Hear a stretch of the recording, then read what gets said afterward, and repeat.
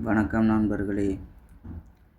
நம்ம இப்போ தமிழ் ஃபொண்ட் எப்படி மாற்றுறண்டு தான் இதில் பார்க்க போகிறோம். பிக்சர் லேப் மூலம் தமிழ் ஃபொண்ட் எப்படி சேஞ்ச் பண்ணுறண்டு பார்க்க போகிறோம். சரியா? இப்போ நீங்கள் பிக்சர் லேப்பை ஓப்பன் பண்ணி கொடுங்க. ஓப்பன் பண்ணால் இன்டர்ஃபேஸ் இப்படி தான் இருக்கும். நீங்கள் இதை டிலீட் பண்ணி கொடுங்க. டிலீட் பண்ணி போட்டு நம்ம தமிழில் எழுதுவோம். டைப் பண்ணுவோம் தமிழில். இப்போ தமிழ் வணக்கம் என்று போடுவோம். போட்டால் நம்மளுக்கு நார்மலாக இப்படி தான் இருக்கும். தமிழ் நார்மலாக இப்படி தான் இருக்கும். அதை நம்ம டிசைன் எப்படி போடுறோண்டா, இப்போ இந்த ஏபி ஃபோண்ட் இருக்குது. இதை கிளிக் பண்ணால் இப்படி தான் வரும். இது இங்கிலீஷுக்கு மட்டும்தான் இது சேஞ்ச் ஆகிற, தமிழுக்கு இருந்தால் சேஞ்ச் ஆகுது இல்லை.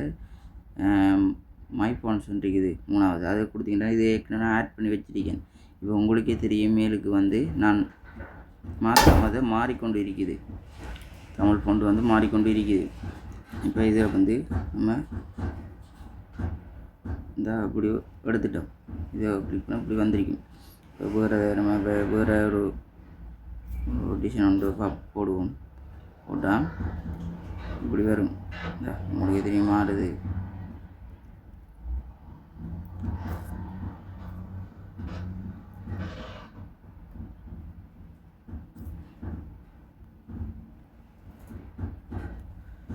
ஒரு டிசைனுக்கு நம்ம நம்மளுக்கு எது பிடிக்குமோ அதை வச்சு கொள்ளலாம். இது நார்மல் தான். இதை நார்மலாக எல்லாருக்கும் மாற்றியலும். ஆனால் சில பேருக்கு இது இந்த ஆப் வேலை செய்தில்லை. நிறைய பேருக்கு வேலை செய்தில்லை. இப்போ இந்த வேலை செய்யாததுக்கு என்ன அடுத்த வீடியோ நான் போடுவேன். இது எப்படி உங்களோட பிக்சர் ஆப்பில் வேலை செய்ய வைக்கிறது, எப்படி நமக்கெல்லாம் ஆட் பண்ணலாம் இருக்கு என்றெல்லாம் தகவல் வந்திருக்குது. இப்போ நீங்கள் எப்படி அதை ஆட் பண்ண நம்ம இந்த தமிழில் எப்படி இதுக்கு ஆட் பண்ணுற வீடியோ தான் அடுத்த தரம் நான் போடுவேன். அதுக்கு பிறகு அதுக்கு கலர் மாத்திரம் எப்படி நார்மலாக தான் கலர்கள் தருவாங்க. இந்த அடிக்கிற கலரை தான் தருவாங்க.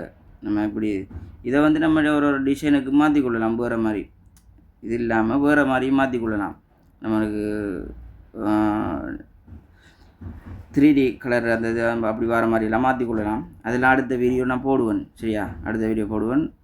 பாருங்கள். இது தமிழ் ஃபொண்ட் எப்படி இதில் எடுக்கிற பிக்சர் ஆப்புக்கு எப்படி கொண்டு வர பற்றி தான் இப்போ போட்டிருக்கிறேன். இப்படி தான் போட்டிருக்கேன் இதில்.